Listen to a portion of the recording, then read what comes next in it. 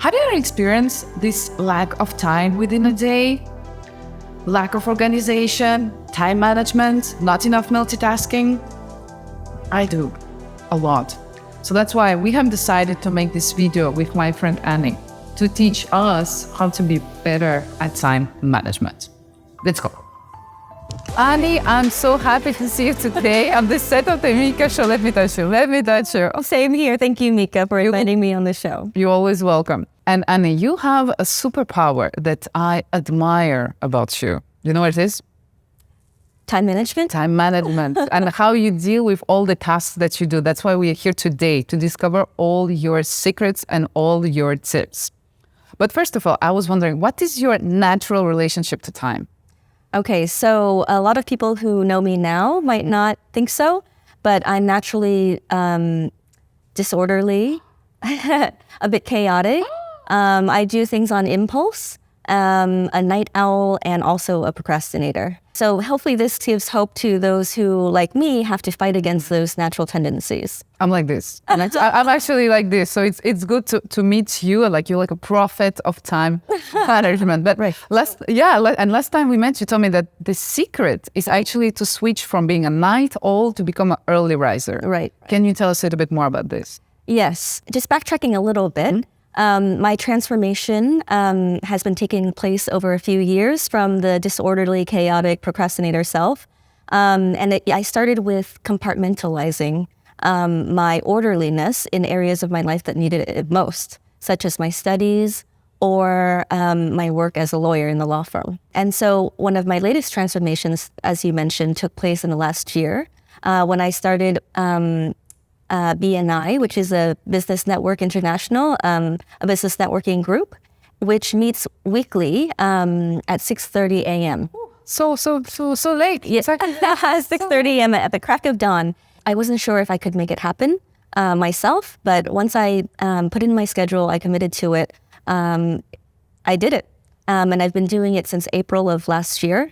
Every Wednesday morning, BNI system chapter.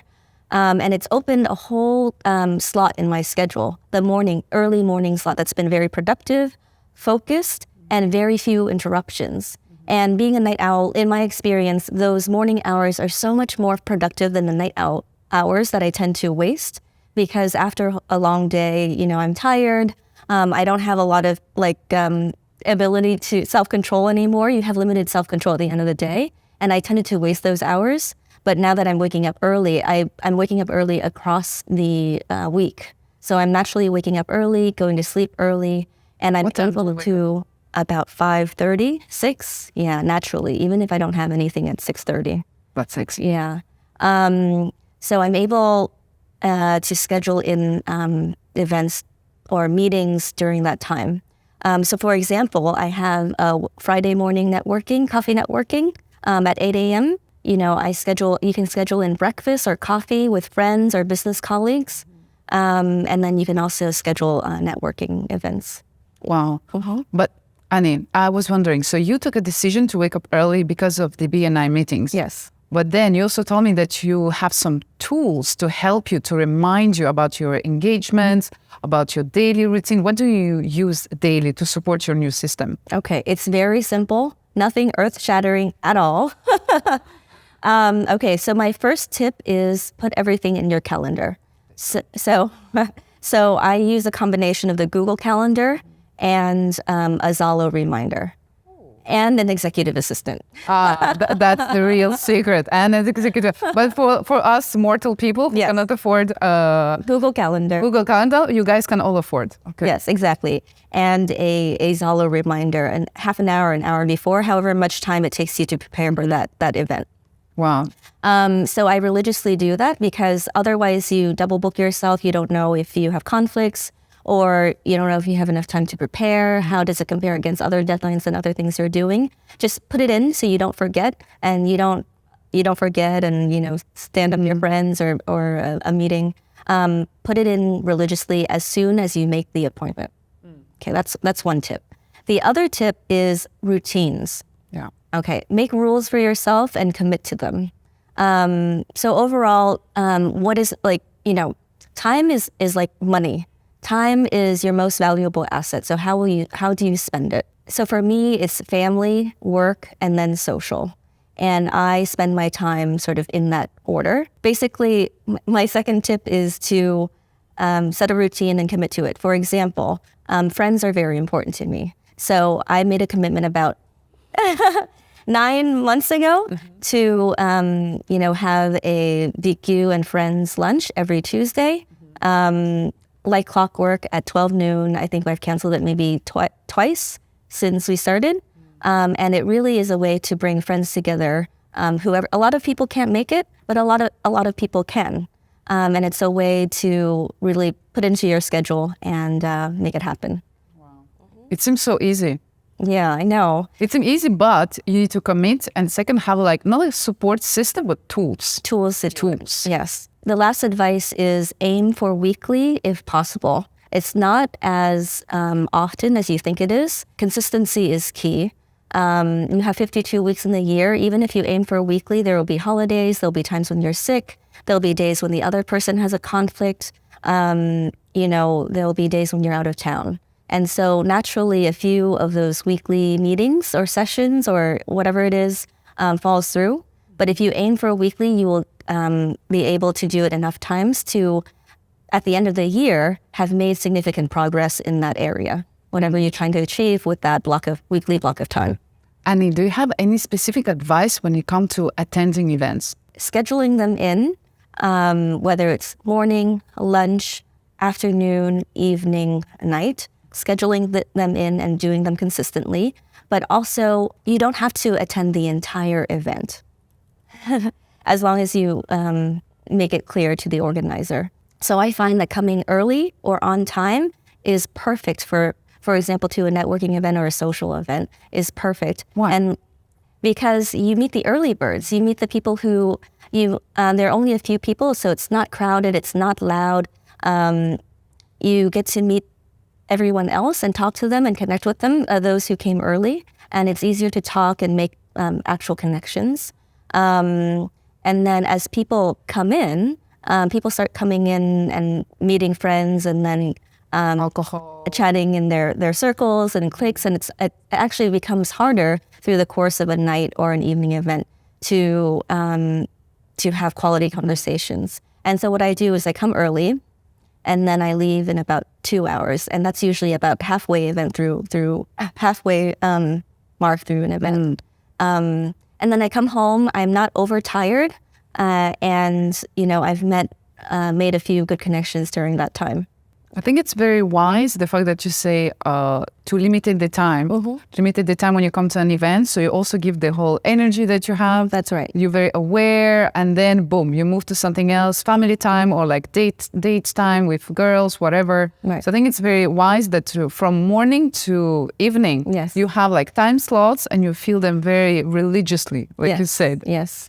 And also one thing that you mentioned when we met before is like the importance of saying no, right? Like you cannot be everywhere at the same time. That's right. So how do you deal with the saying no thing? To what do you say yes? To what do you say no? Right. Leaving at an event halfway through is a way of saying no. Yes, and I find that marginal utility of spending more time at one event decreases. And so that's why I choose the first hour and a half or 2. And then I leave, even though people are like, stay longer, we're going to do this and that. But I find the utility of it decreases after time. Saying no to late night events because, I have to wake up early because I want time at home with family. Saying no to late night events to maintain your schedule and maintain your commitment to your schedule. Once you've put things in your schedule, commit to them. So I've committed to 3 times a week having dinner with my family at 7 p.m. And so it would take a lot for me to break that. If someone asks, let's hang out, let's have dinner, let's do this, even if there's a networking event, I prioritize that because I've already determined that on my priority list, family is high. And this is when I can schedule time for family. And I have other time slots in my schedule where I can schedule everything else, and it's already sufficient for those purposes. And so I maintain my commitments and my order of priority by sticking to my schedule. And you also seem more balanced, like happier while doing so, right? I find like since you switched to your new schedule, new lifestyle, you're also doing more. You're doing some more, and you seem relaxed. You never seem like you're running. You seem you're very present. Yeah. You know. Yeah. Because I say no. I'm refreshed. I know what my ability is. I know what I can handle in the space of a day. People do ask me very often, like, how do I do everything? I seem to be sort of everywhere at once, or I do so much, right? But if you think about it, let's say 2 morning events. BNI. So let's list all the events you do per week, like for fun. BNI. 7. So within 5 days, you have generally like 7 networking events that you schedule. Networking or social. Networking or social events that you schedule throughout the day. That's right. And it seems like you have this strong system, these strong habits, but how do you sustain it through time? Yeah. And then church. Oh, church. Yeah, and then maybe lunch after church with family friends. Well, that's on Sundays. That's on Sundays. That's right. weekend. That's family time. Okay. Outside of the Time. Mm-hmm. I mean, I feel like I'm repeating the same points over and over, but knowing who you are, knowing what motivates you at the end of the day. So knowing who I am naturally disorderly, and I need my chaos time. Yeah. So you still have time for chaos. Oh, yes. You have 68 hours in a week. Absolutely do not schedule all 168 hours. See, you're not repeating yourself. This is you. We uncovered the truth about time management, multitasking. All right. Yes. So I leave a lot of blank spaces in my schedule for things that come up, but also for downtime, for vegging out, for relaxing, for watching Netflix, and for doing whatever it is my impulsive heart wants me to do. Do you have any advice regarding health, lifestyle, to sustain a system like that? That's one area where I could do a lot better, I think. But one small tip is if I don't schedule time in for exercising, and I think I should, but I prioritize other things clearly. But what I've been able to do is, with the Google Fit app on your phone, taking a few minutes here, a few minutes there, 10 minutes at the end of the day, 15 minutes to just take a few steps, either walk around the room a few times or jog in place, or even while I'm watching Netflix, jogging in front of the screen. Yeah, and as long as my goal for myself is trying to hit 5,000 steps a day. And you'll be surprised, if you don't do anything and just normal walking around, you should hit 2 to 3,000. And just, I've timed myself. And if you jog in place, it takes 6 minutes to hit 1,000 steps, jogging in place, like quick jogging, yes. Guys, so there's not that much time to hit 5,000 steps, and just try to meet that goal at least every day. I set very realistic goals so that if you set goals that are too ambitious or high and you miss them, then you lose the motivation to keep trying. So practical goals. Practical goals. Yes. Realistic goals. Feasible goals. Daily, weekly goals. Daily, weekly goals. Goals. And where's goals? Yeah. And we're actually coming towards the end of our interview. Yes. Time is flying fast when we have fun. Time. It's all about time management, guys. But I have one last question for you, Annie. Very practical question. Because on this show, we all aim to become better people. Yes. Better person, more organized. What can we do to become a better person daily? That's a difficult question. From you, you're my role model. Come on. Okay. So just as, it's kind of along the same lines as spend time on what's important to you. Spend time on what's important to you. Yes. And then I would highlight a little bit more is try to spend time on loved ones. Because overall, from sort of my interactions with friends, people tend to overspend time on work and other activities and social maybe, as opposed to spending time with family, whether it's your spouse or significant other, kids, parents, or friends. Quality Quality time with loved ones. That's a very precious and easy to do advice. I think it's a good reminder. We all know it, but sometimes we need to hear it from somebody else. Yes. And you are that somebody. Schedule it in. Schedule it in your agenda. Google agenda. Don't forget. Thank you so much, Annie, for your precious advice. Very practical, very easy steps. And I think you speak for yourself, like you're your own brand ambassador.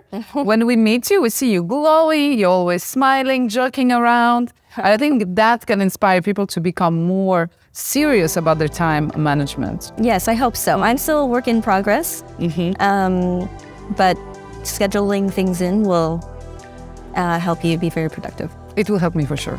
Probably. Oh, give me a hug. Give me a hug. Thank you, Micka. Thank you, Annie. So great. Oh, I think we're out of frame. Wait. Sorry. Sorry.